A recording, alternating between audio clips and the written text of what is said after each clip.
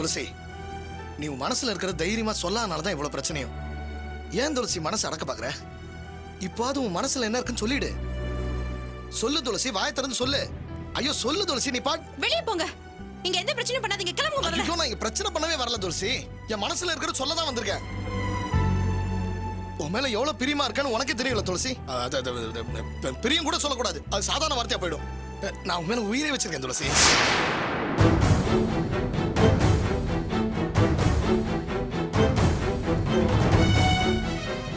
அது உனக்கே தெரியல. தெரிஞ்சோ நீ ஏன் இப்படி அமைதியா இருக்க? இந்த பாரு, நீ இப்படி அமைதியா இருக்கனால தான் சில பேர் தப்பா நினைச்சுக்கிறாங்க.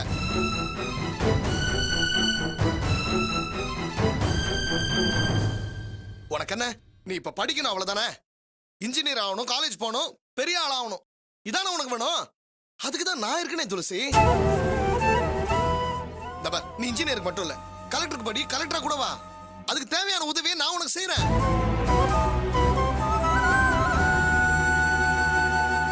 இந்த பாரு துளசி, நீ யாரையுமே நம்பாத.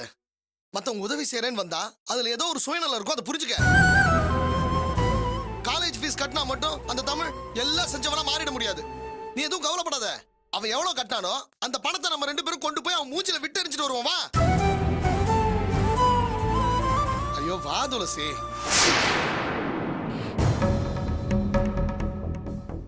வாயன் துளசி. ஏன் துளசி யோசிக்கிற?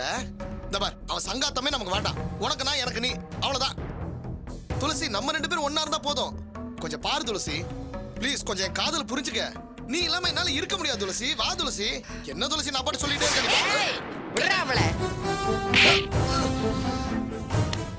கடங்கார பயல, என்ன தைரியம் இருந்தா என் பேத்திய கைய பிடிச்சு இழுப்ப? உன்ன மரியாதைய வெளியில போயிரு. வீட்டு படியேறி வந்து என் பேத்திய கைய பிடிச்சு இழுக்கிற அளவுக்கு உனக்கு தைரியம் வந்துருச்சா? நான் ஒரு குரல் கொடுத்தேன்னு அந்த தெரு ஜனங்களே வந்து நிக்கும். போடா வெளியே, போடா. போ போ, மரியாதையா போ. போ போடா, போடான்னா தொலைச்சு போடுவேன். தொலைச்சு படுவா, போடா.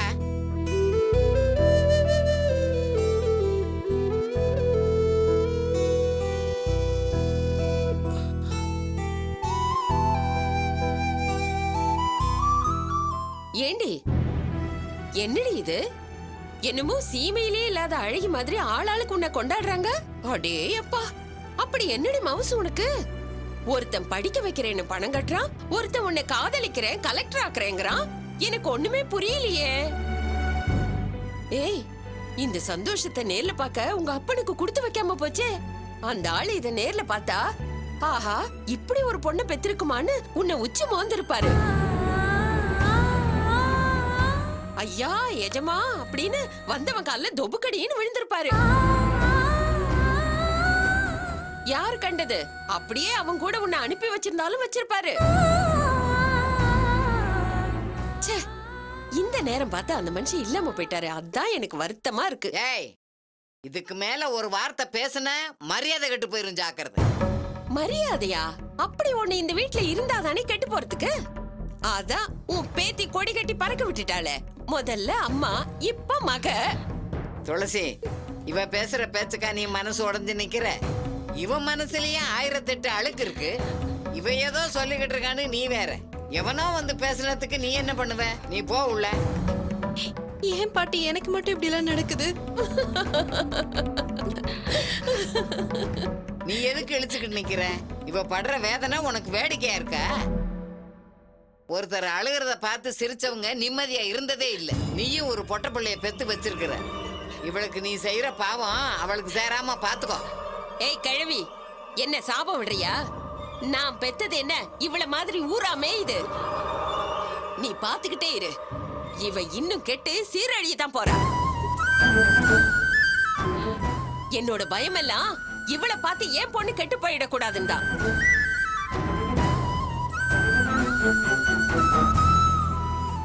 ஊரு 2 பட்டா கூத்தாடிக்கு கொண்டாட்டங்கிற மாதிரி நமக்கு ஏதாவது ஒரு பிரச்சனைனா அவ முகத்துல சந்தோஷம் ஏறி உட்காந்துக்குது. எல்லா பிரச்சனையும் அந்த போலீஸ்கார பயலால தான். இதுக்கு மேலேயும் பொறுமையா இருந்தா காரியம் கெட்டு போயிரும். இதுக்கு ஒரு முடிவு கட்டுறேன். தமிழ் தம்பிக்கு போன் பண்றேன். அந்த தம்பி தான் இதுக்கு ஒரு முடிவு எடுக்கும்.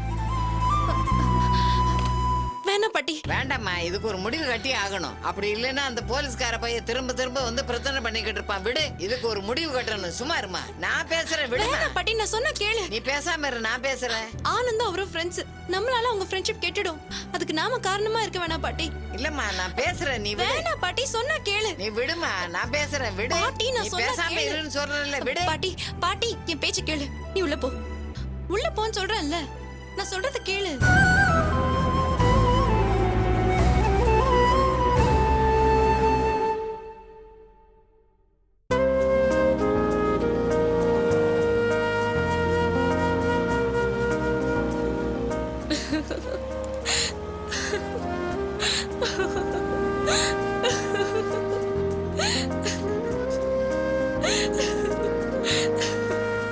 போதும், ரொம்ப சிரிக்காத. நான் தான் சொன்னேன்ல, வீட்டுக்குள்ள வா, மாப்பிள்ள மாதிரி லாவண்யா கிட்ட பேசுன்னு. இப்போ உள்ளதும் போச்சா? நான் சொன்னதை நீ கேட்டியா? இப்ப பாரு, ஆண்டியும் உன்னை டிரைவர்னு நினைச்சிட்டாங்க. இனிமே உன் பாடு திண்டாட்டம் தான். நீ வேணா பாத்துட்டே இரு. ஒரு நாள் இல்ல ஒரு நாள் உன்னை டிரைவர் வேலைக்கு கூப்பிட போறாங்க. அப்ப நீ நல்லா மாட்டிட்டு முழிக்க போற. நான் ஏன் முடிக்க போறேன்? லாவண்யா சொன்னா நான் என்ன வேணா செய்வேன். ஓஹோ, காதல் அந்த அளவுக்கு முத்திடுச்சா? சாரு, நீ வேணா பாரு. ஒரு டிரைவராகவே அவன் மனசுல நான் இடம் பிடிச்சி அவளை கொண்டு வந்து முன்னாடி நிப்பாட்டல, என் பேரை நான் மாத்திக்கிறேன். உன் சவாலை நான் மெச்சுறேன். All the best. சரி, என்ன உள்ள அனுப்பிட்டு நீ என்ன வெளியில வெயில் காஞ்சிட்டு இருந்தியா? நான் காஞ்சது இருக்கட்டும், மேடம் மட்டும் உள்ள போய் என்ன பண்ணீங்க? கட்டிக்கு போறோன்ற ஆசை தீர பேசுனீங்களோ? அவரை பார்க்கணுங்கிற ஆர்வத்தில் தான் நான் ஆல்பத்தை காரணமா வச்சு தூக்கிட்டு போனேன். அட பாவி, நான் அவர்கிட்ட பேசலங்கிறது உனக்கு இவ்ளோ சந்தோஷமா? உனக்கு என்ன, இன்னைக்கு இல்லாட்டி நாளைக்கு அவருக்கு நீ சொந்தமா போறதுன்னு. நீ நினைச்சா எப்ப வேணா பேசலாம், பார்க்கலாம், ஏன் பீஸா கூட அனுப்பலாம். என் பாடுதான் திண்டாட்டம். என்னடா ரொம்ப அழுத்துக்கிற? சாரு, எனக்கு ஒரு சின்ன ஹெல்ப் பண்ணுவியா? என்ன சொல்லு, செய்வியா? சொல்லு பார்க்கலாம். லவனட் எப்படியா பேசி ஒரு தண்ணி இடமா பார்த்து கூட்டிட்டு வாங்க. அவட்ட என் மனசுல இருக்கிற சொல்லிடுறேன். ட்ரை பண்றேன். அப்படிலாம் அலட்சியமா சொல்லாத, முயற்சி பண்ண. அதுதான் நான் இப்போ இங்கிலீஷ்ல சொன்னேன். இப்ப நான் உனக்கு ஹெல்ப் பண்றது பெரிய விஷயம் இல்ல. ஆனா மறுபடியும் போய் பர்சனல் லோன் அது இதுன்னு சொல்லி சொதப்ப கூடாது.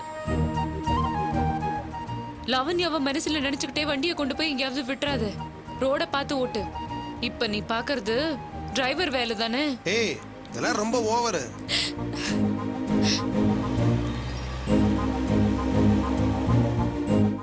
முருகேசன் விஷயமா டைம் வேணும்னு கேட்டீங்களே, என்னாச்சு? பார்ட்டியே இன்னும் வரல. மேற்கொண்டு உங்களுக்கு டைம் வேணுமா இல்ல மெமோ வேணுமா? என்ன மேடம், அவனா மெமோ குத்துறன்னு பயமுத்துறீங்க? பேங்க்ல நம்ம நிறைய பேருக்கு லோன் கொடுக்குறோம். அதுல ஒரு சிலர் கரெக்டான டைம் கட்டாம போயிடுறாங்க. எல்லா வரலும் ஒரே மாதிரி இருக்குது. இங்க பாருங்க தமிழரசு, இந்த உதாரணம் சொல்ற வேலையெல்லாம் என்கிட்ட வேண்டாம். முருகேசன் மாதிரி ஆளுங்களுக்கு சலுகை கொடுத்தா அவங்க தப்பிச்சு போக நாமளே அவகாசம் கொடுத்தா மாதிரி ஆயிடும். முதல்ல அவன் கிட்ட இருந்து பணத்தை வசூல் பண்ற வழியை பாருங்க. இல்லனா அவன் வீட்டு டாக்குமெண்ட் நம்ம கிட்ட தானே இருக்கு, அதை ஏலத்துக்கு கொண்டு வர வேண்டியதான். இல்ல மேடம், விஷயம் அந்த அளவுக்கு போகாது. அதுக்குள்ள எப்படியாச்சும் முடிச்சு கொடுத்துட்றேன். என்னத்த முடிச்சீங்க? நான் இந்த பிரான்ச்சுக்கு வந்ததுல இருந்து இதைத்தான் சொல்லிட்டு இருக்கீங்க.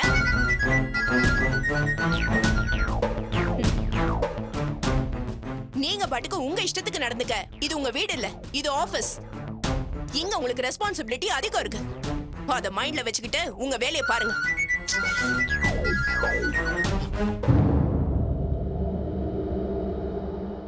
சொல்லுங்க, முருகேசன் விஷயத்துல என்ன மூவ் பண்ணிருக்கீங்க? அது அது வந்து மேடம், நான் ஆபீஸ் விஷயம் பேச என் கேபின்குள்ள வரும்போது செல் ஆஃப் பண்ணிட்டு வரணுங்கிற மேனஸ் கூட தெரியாதா? போங்க, போய் தொலைங்க. பேசி முடிச்சிட்டு செல் ஆஃப் பண்ணிட்டு வாங்க. போங்க.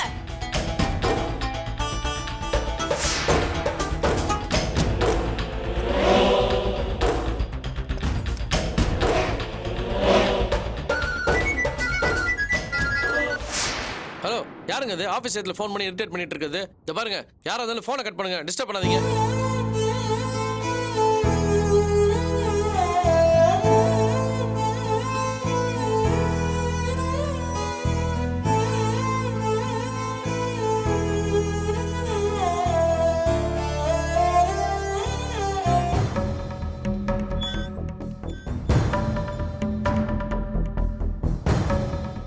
யார் பாட்டி ஃபோன் பண்ற? தமிழ் சார்க்கா? நான் தான் ஆனந்த் விஷயமா தமிழ் சாருக்கு ஃபோன் பண்ணக்கூடாதுன்னு சொன்னேன்ல, பின்ன ஏன் இப்படி பண்ற? போய் வேலையை பாரு போ.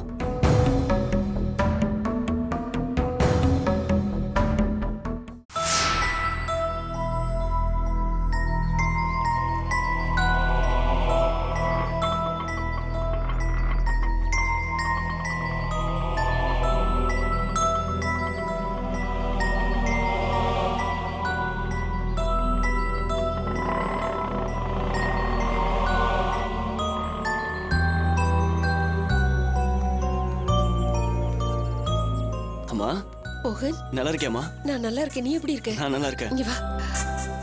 எங்கடா போயிட்ட நீ பாட்டுக்கு? அம்மா ஒரு காரணமா தான் போனேன். நான் அங்க போனது கூட ரொம்ப நல்லதா போச்சு.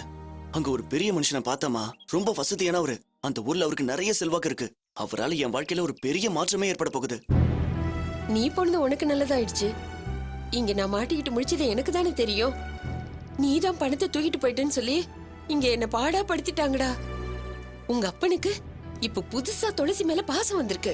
அது போக பவித்ராவுக்கு ஏதோ சொல்லி கொடுத்து அவ மனசையும் மாத்திட்டாங்க. நான் அந்த வீட்ல இப்ப தனியாளா ஆயிட்டேன்டா. அம்மா அதான் நான் வந்துட்டல. இனிமே எதுக்கும் நீ கவலைப்படாத. எப்படிடா கவலைப்படாம இருக்க முடியும்? நீ படிக்க ஆசைப்பட்டது அந்த துளசி படிக்க போறா. நம்ம வீட்டுக்கு பொண்ணு கேட்டு வந்தானே ஒருத்தன். யாரு? அந்த போலீஸ்காரனா? அவன் இல்லடா, அவனுக்கு முன்னாடி ஒருத்தன் வந்தால தமிழரசுன்னு. அந்த பையன் தான் இவளுக்கு பணம் கட்டி காலேஜ்ல சேர்த்து விட்டுருக்கான். அவ படிக்க கூடாதுடா. நீ படிக்காம அவ படிக்கவே கூடாது. நீ அந்த வீட்ல சும்மா இருந்துட்டு அவ காலேஜுக்கு போனா என்னால அதெல்லாம் பாத்துக்கிட்டு உயிரோட இருக்க முடியாது. இப்படி எல்லாம் நடக்கும்னு தெரிஞ்சுதாமா பணத்தை எடுத்துட்டு போயிட்டேன். கல்யாண மண்டபத்துல கசமுசா ஆன உடனே உஷாரா பணத்தோட எஸ்கேப் ஆயிட்டேன். அது சரி, இப்ப நீ அந்த 4.5 லட்சம் ரூபாய பத்திரமா வச்சிருக்கல? 4.5 லட்சம் இல்லம்மா, இப்ப என் கையில 5,50,000 ரூபா இருக்கு. என்னடா சொல்ற நீ? அந்த பணத்தை நீ வீணா செலவு பண்ணிட்டு வரப்போறேன்னு நம்ம வீட்ல அந்த கிழவி பேசிக்கிட்டு இருக்கு. அதுக்கு உங்க அப்பாவும் தலைய ஆட்டிட்டு உட்கார்ந்திருக்காரு. நீ என்னடானா அதை விட அதிகமா கொண்டு வந்திருக்கேன்னு சொல்ற? அம்மா அவங்களுக்கு என்ன பத்தி தெரிஞ்சது அவ்வளவுதாம்மா. என் திறமை என்னன்னு எனக்கு தானே தெரியும். அது சரி, அந்த பணத்தை நீ எப்படிடா சம்பாதிச்ச? ஒரே ரூம்ல உட்கார்ந்து சம்பாதிச்சம்மா. அம்மா ஆன்லைன் பிசினஸ்ல சம்பாதிச்சம்மா. அதெல்லாம் சொன்னா உனக்கு புரியாது. அதெல்லாம் அப்புறமா விவரமா சொல்றேன். நான் ஆர்ட்ஸ் காலேஜ்ல சேர போறேன். ஏண்டா, அந்த பணம் இருக்குல்ல, அந்த பணத்தை வச்சு இன்ஜினியரிங் சீட்டே வாங்கலாமே. அம்மா பணத்தை வச்சு எதை வேணாலும் வாங்கலாம்னு புரிஞ்சுக்கிட்டேன். இனிமே என்ன பண்ணணும்னு நான் பாத்துக்கிறேன். சரி வா போலாம். டேய், நான் போன்ல சொன்ன மாதிரி பணம் உன்கிட்ட இருக்கிற விஷயம் யாருக்குமே தெரிய வேண்டாம். ம். அந்த வீட்டை பொறுத்த வரைக்கும் பணம் தொலைஞ்சு போச்சு, அவ்வளவுதான். உனக்கும் அதுக்கும் எந்த சம்பந்தமும் இல்ல. மீதி எல்லாம் நான் பாத்துக்கிறேன். சரி. இன்னொரு முக்கியமான விஷயம் இருக்குடா. நீ அந்த திலகாவுக்கு உன் செல்லுல இருந்து ஒரு போனை போட்டு நான் சொல்லி கொடுக்கற மாதிரி பேசு. எதுக்குமா? காரணம் இருக்குடா. சரி, என்ன பேசணும்னு சொல்லு.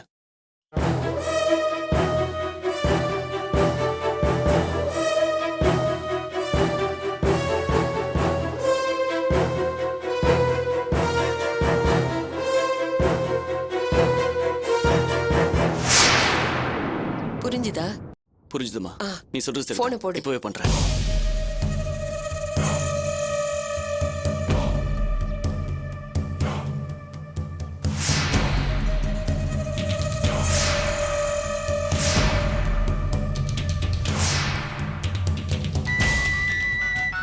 ஏதோ தெரியாத நம்பரா இருக்கு.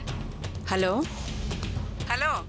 ஹலோ அம்மா, நீங்க வேலாயுதன் சாரோட அக்கா தானே பேசுறீங்க? ஆமா, நீங்க யார் பேசுறது? நான் யாருங்கிறது முக்கியம் இல்லம்மா, சொல்ல போற விஷயம் தான் முக்கியம். என்ன சொல்லுங்க. வேலாயுதன் சாரு எனக்கு சில உதவிகள் பண்ணிருக்காரு. அந்த நன்றி கடனுக்காக சில முக்கியமான விஷயங்கள் உங்களாண்ட சொல்லியே ஆகணும். உங்க தம்பிக்கு ஏற்பட்ட நிலைமை எனக்கு தெரியும். துளசி விஷயத்துல நீங்க ரொம்ப அப்பாவே இருந்துட்டீங்க. நீங்க சொல்றது எனக்கு புரியல. இப்போ துளசி காலேஜ்ல சேர்ந்துட்டா, படிக்க போறா. அது தெரியுமா உங்களுக்கு? இது எல்லாமே பத்மா, மோகன், மாணிக்கம், அந்த கேள்வி பாட்டி, அதுக்கு மேல அந்த துளசி, இவங்க எல்லாமே சேர்ந்து போட்ட பிளான் தாங்க அது. உங்க தம்பியாண்ட இருந்து முடிஞ்ச வரைக்கும் பணத்தை கறக்கிறதுக்காக அவங்க போட்ட திட்டங்க அது. உங்க தம்பியும் திட்டம் போட்டு அவங்க வலையில விழுந்துட்டாரு. எந்த சந்தேகமும் வந்துடக்கூடாதுங்கிறதுக்காக தான் துளசியும் அவங்க பாட்டியும் கல்யாணத்துக்கு சம்மதிக்கலாங்கிற மாதிரியும் பத்மாவும் மாணிக்கமும் அவங்கள சம்மதிக்க வைக்கிற மாதிரியும் தெளிவா டிராமா போட்டாங்க. ஐயாவும் ஏமாந்து பணத்தை தூக்கி கொடுத்துட்டாரு. என்ன சொல்றீங்க? அது எப்படிங்க? உங்க தம்பி ஆண்ட பணத்தை கறப்பாங்களாம். அவர் சீரியஸா காரியத்துல இறங்கி கல்யாணம்னு சொல்லி மண்டபத்துக்கு வந்ததும் அவர் மண்டைய உடைப்பாங்களாம். நல்ல கதைங்க இது. நான் இன்னொன்னு சொல்லட்டுமா? அங்க வந்தானே தமிழரசு, அவனு அவங்க பிளானுக்கு உடந்த. இல்லைன்னா துளசி உடனே காலேஜ்ல சேருவாளா? இதுக்கும் மேல இன்னும் உங்களை ஏமாத்துறதுக்காக அந்த துளசி குடும்பமே தயாராக்குது. இவ்வளவு சொல்ற நீங்க என்ன நேர்லயே வந்து பார்த்து பேசலாமே. வேலாயுதையா எனக்கு செஞ்ச உதவி கூட வெளியில யாருக்குமே தெரியாம தான் செஞ்சாரு. இது உங்க தம்பியாட்ட நான் கத்துக்கின பாடம் தான். இந்த பாருங்கம்மா, என் முகத்தை காட்டி தான் நல்லது செய்யணும்னு அவசியம் இல்லை.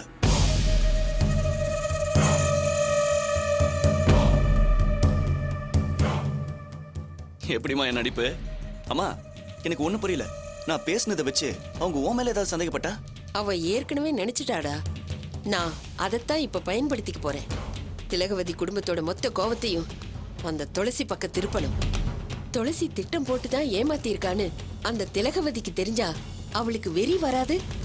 நம்ம மேல இருக்கிற கோவத்தை விட துளசி மேலதான் அவளுக்கு அதிகமான கோவம் வரும். அதுக்கப்புறமா துளசிய அவ சாதாரணமா விட்டுருவாளா என்ன? நாம இப்ப துளசிய பழி வாங்கணும்னு நினைக்கிறத விட அந்த திலகவதியோட கோவத்தை அவ மேல திருப்பி விட்டா போதும். அதுக்கப்புறமா நாம உட்கார்ந்தே வேடிக்கை பார்க்கலாம்.